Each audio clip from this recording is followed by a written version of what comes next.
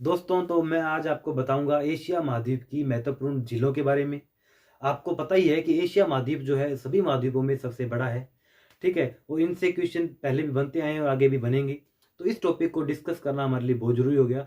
तो आप सभी ये वीडियो देखिए और मैं आपसे मिलता हूँ वीडियो के लास्ट में। तो दोस्तों, एशिया की प्रमुख झीलों में सबसे पहले हम बात करते हैं कैस्पियन झील के बारे में। कैस्पियन झील जो है वो दुनिया की सबसे बड़ी झील है। इस बात को समझो कि इतनी बड़ी झील है कि कभी कभी इसे कैस्पियन सागर भी कहा जाता है। इसे सागर में शुमार किया जाता है।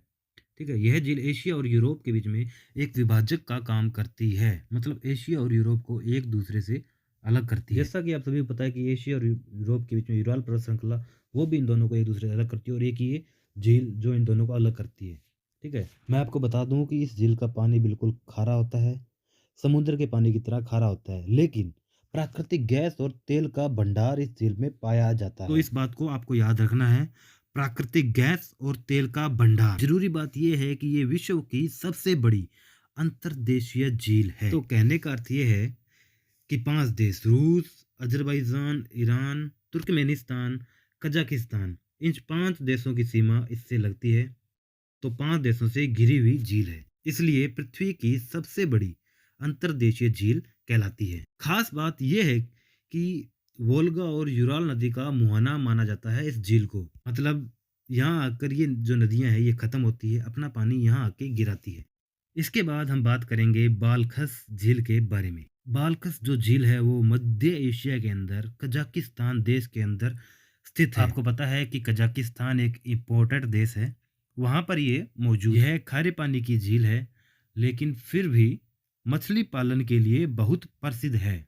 याद रखो कि ये जो क्षेत्र है कजाकिस्तान का, यहाँ पर मछली पालन बहुत होता है, तो उसके लिए इम्पोर्टेंट मानी जाती है ये झील। लेकिन जलवायु का ऐसा असर इस झील पर पड़ा है कि इसका जल स्तर जो है वो बार बार लगातार घटता ही जा रहा है। आपको मालूम है कि झीलें जो है वो या तो नदियों पर निर्भर करती है या फिर मानसून पर। अगर जलवायु बदलेगी तो जाहिर सी बात है कि जल स्तर भी घटेगा। इसके बाद आती है पैंगोंग झील। पैंगोंग झील जो है वो भारत और चीन के बीच में एक विवाद का विषय रही है। मैं आपको बता दूं कि भारत और चीन के बीच में जो रेखा है, जिसको आप वास्तविक या नियंत्रण रेखा या फिर LAC कहते हो, वो यहीं से होके गुजरती है।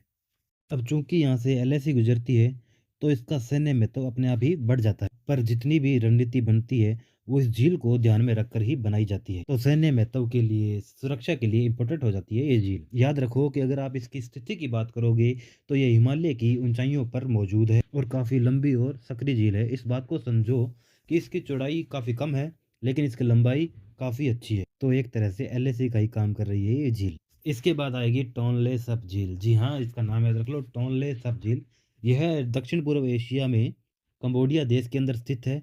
यहाँ पे आपको कंबोडिया नजर आएगा, उसके अंदर स्थित है। मैं आपको बता दूं कि इस झील के अंदर दुनिया की सबसे बड़ी मीठे पानी की मछली पाई जाती है, जिसका नाम है मैकोंग कैटफिश। देखो, आपको पता है कि समुद्र बहुत बड़ा है। अब समुद्र तो खारा पानी है, उसके अंदर तो खारे पानी की तो बहुत बड़ी बड़ी मछलियां होती हैं, लेकिन कुछ मछलियां जो होती है वो सिर्फ मीठे पानी के अंदर पलती है। तो मीठे पानी की जो सबसे बड़ी मछली है वो मैकोंग कैटफिश है, वो इस झील के अंदर पाई जाती है। ठीक है, तो इसको आपको याद रखना होगा। अब चूंकि इसकी लंबाई चौड़ाई अच्छी है, तो यह झील जल परिवहन के लिए बहुत महत्वपूर्ण हो जाती है। आपको पता है कि जल परिवहन से व्यापार बहुत ज़्यादा प्रभावित होता है, तो ये इम्पोर्टेंट मानी जाती है जल परिवहन के लिए। कौन सी? टोनले सप झील। तो इसे आपको याद रखना है। इसके बाद आती है वान झील। जी हाँ, इसका नाम वान झील, जो कि तुर्की में स्थित है। तुर्की के पूर्वी भाग में नजर आएगी। ये खारे पानी की झील है। यह समझ लो कि दुनिया की सबसे बड़ी खारे पानी की झील मानी जाती है वान झील। सोडियम कार्बोनेट इसके अंदर बहुत ज़्यादा पाया जाता है, तो सोडियम कार्बोनेट की उपस्थिति के कारण ही इसका खारापन बहुत ज़्यादा होता है। तो याद रखना, खारे पानी की सबसे बड़ी झील कौन सी है? तुर्की में स्थित वान झील।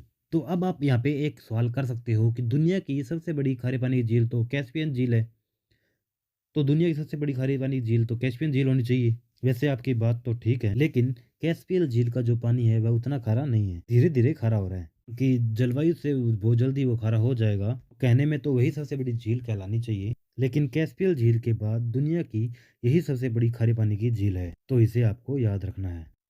ठीक है, इसके बाद हम बात करेंगे बैकाल झील के बारे में। बैकाल झील जो है वो रशिया के अंदर स्थित है और यह झील दुनिया की सबसे गहरी झील है। इस बात को याद रखना, सबसे गहरी झील कौन सी है? बैकाल झील है। रूस के अंदर मौजूद है ये झील। मैं आपको बता दूं कि मीठे पानी का एक बहुत बड़ा विशाल भंडार है इस झील के अंदर। पूरे विश्व में जितना भी मीठा पानी है ना, उसका 20% हिस्सा इसी झील के अंदर पाया जाता है। तो अब आप सोच सकते हो कि कितनी इम्पोर्टेंट झील है ये बैकाल झील। अब चूंकि इसका इतना मीठा पानी है, तो इस झील के अंदर बहुत से दुर्लभ जीव भी पाए जाते हैं। अब आपको पता है, जहाँ पानी होगा वहाँ जीव निवास करेगा, सीधी सी बात है। तो बहुत सी प्रजातियां भी यहाँ पे पाई जाती है। दो इंपॉर्टेंट नदियां हैं, लीना व अंगारा। इन दोनों नदियों का उद्गम भी इसी झील से होता है।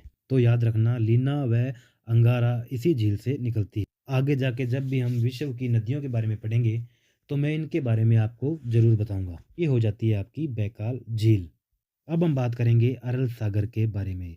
अरल सागर जो वो है, ये कजाकिस्तान और उज्बेकिस्तान के बीच में मौजूद है, या यूँ कह लूँ कि मौजूद था, क्योंकि आज की तारीख में जो अरल सागर है वह काफ़ी हद तक सूख चुका है।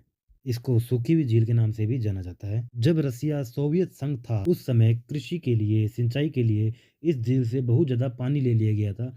ठीक है, बहुत ज़्यादा दोहन किया गया था और यही कारण है कि आज की तारीख में लगभग अरल सागर जो है वो पूरी तरह से सूख चुका। भूवैज्ञानिकों के अनुसार इस झील का सूखना ही अपने आप में एक बहुत बड़ा पर्यावरणीय संकट है। हालांकि इस झील के अंदर थोड़ा बहुत पानी मौजूद है, लेकिन जितना भी पानी इसके अंदर मौजूद है ना, उसके अंदर लवणता की मात्रा बहुत ज़्यादा बढ़ गई है।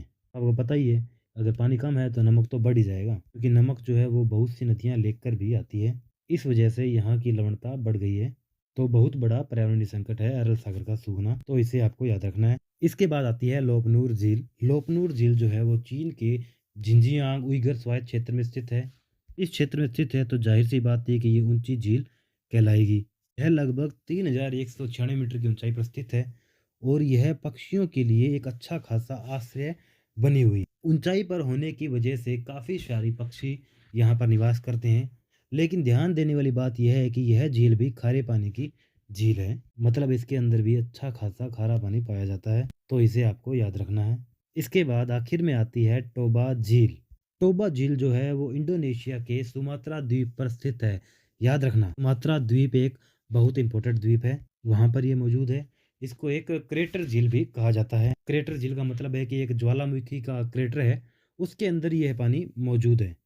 देखो, क्रेटर है ना, वो दो तरीके से होते हैं। एक तो कोई बड़ा जो है वो अंतरिक्ष से आके गिर जाए तो एक बड़ा गड्ढा बना देता है, तो उसे क्रेटर कहते हैं। और एक होता है ज्वालामुखी का क्वेटर, यानी कि ज्वालामुखी फटने वाला होता है तो उसका एक क्रेटर बनता है, उसके अंदर पानी मौजूद है, तो आप इसको क्रेटर झील के नाम से भी जानते हो। तो एक फैक्ट यह भी बन जाता है कि ये दुनिया की सबसे बड़ी ज्वालामुखी झील है। तो आपसे कोई पूछे कि दुनिया की सबसे बड़ी ज्वालामुखी झील कौन सी है, तो आपको बताना है इंडोनेशिया में टोबा झील। मीठे पानी की झील है, लेकिन इससे सुनामी का खतरा हमेशा बना रहता है। थोड़ी ऊंचाई पर है, तो जाहिर सी बात है कि अगर झील के अंदर थोड़ा सा भूकंप आ जाए तो सुनामी आने का खतरा बना रहता है। तो ये बात आपको याद रखनी है कि खतरा भी मौजूद है। तो ये हो जाती है आपकी टोबा झील। वीडियो देख ली है, तो ये कुछ इंपॉर्टेंट झीलें हो जाती है जो कि एशिया के अंदर स्थित है, जिनसे सवाल बनता है और कई बार बना भी है। तो आपको इन सभी झीलों को याद रखना है। मैं बता सकते हैं, ठीक है।